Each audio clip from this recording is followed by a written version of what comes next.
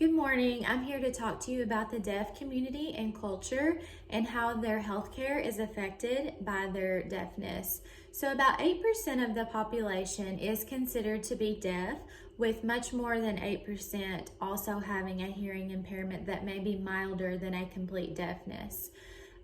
Those that are deaf, some may be born with their deafness or hearing impairment, while others may develop it later in life due to damage to the eardrum or the inner ear. The deaf community have support groups where they support each other and can empathize with each other.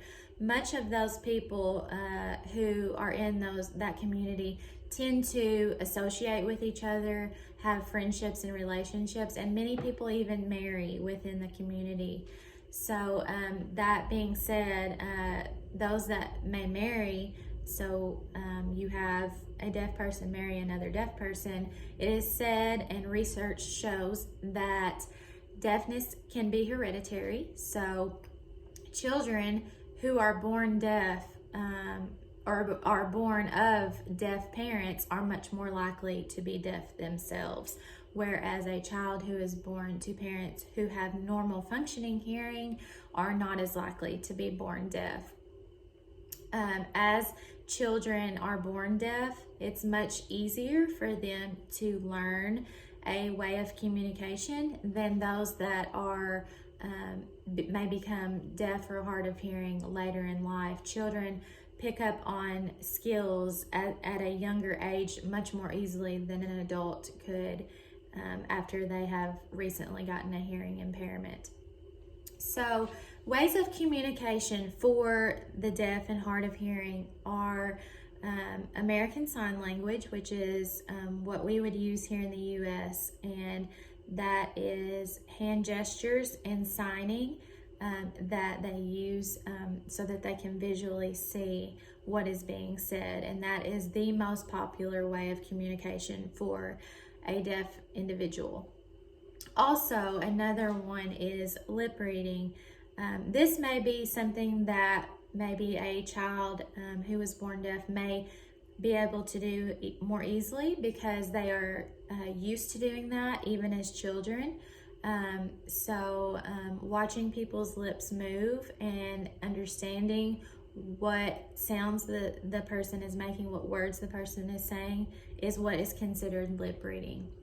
Another one, and this one is especially true for those who have a milder case of hearing impairment, are hearing aids.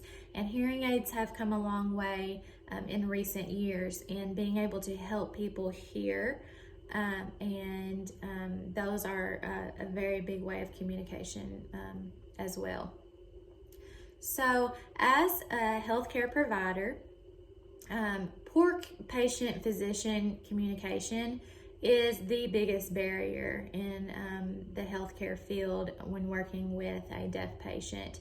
If a physician is not taking the extra steps to make sure that patient can communicate with the physician, that patient is not going to have a good relationship with that physician and is probably not going to trust that physician as well either. So it's very important to make sure that we as healthcare providers take each and every step that we can and that we have been taught to take to make sure that the needs of these patients are met.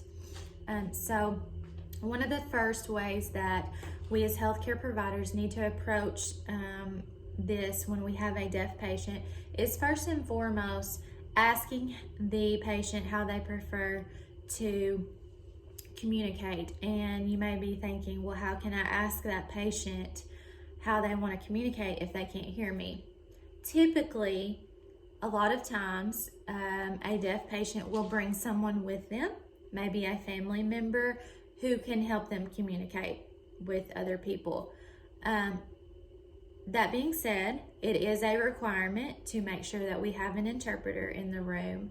And so we would then make sure before that patient comes, we would make sure that an ASL certified interpreter would be present to make sure that we had a way of communicating with that patient.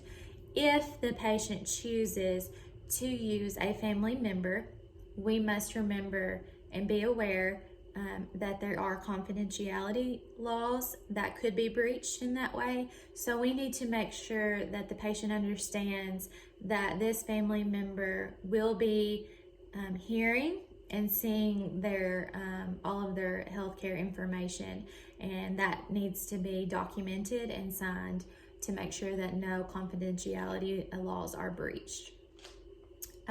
As an interpreter is in the room, we also need to remember that even though that's the person that is communicating what we're saying to that patient, that is not the patient.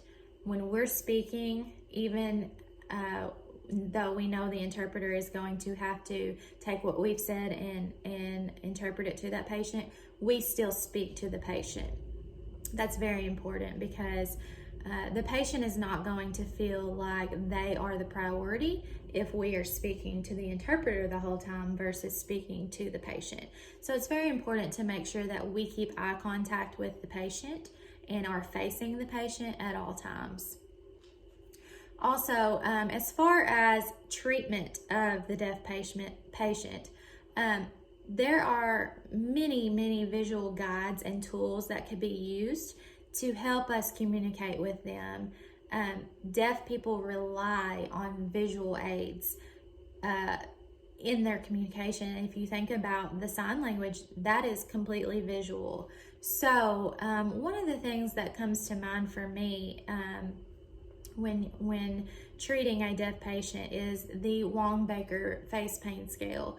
That can be so helpful in asking the patient what they would rate their pain at, because they can then look at this sheet, we can show them the different faces, and we can better get an understanding of what their pain rating is in that way, because they can point to what they think they're experiencing as far as pain.